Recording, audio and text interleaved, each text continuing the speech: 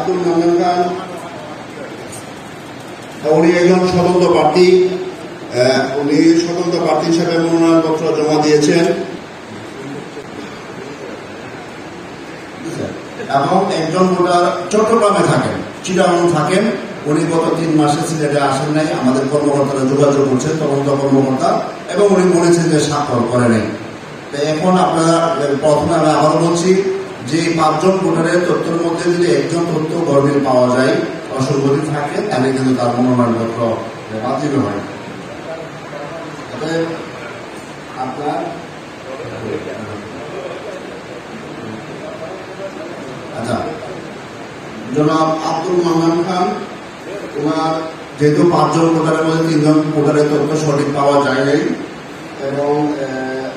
এবং ভোটার বলেছে যে স্বাক্ষর করে নাই, আমার রিটার্নিং অফিসার হিসাবে সিটি কর্পোরেশনের আইন এবং বিধির আলোকে তার মনোনয়নপত্রটি বাতিল করিলাম।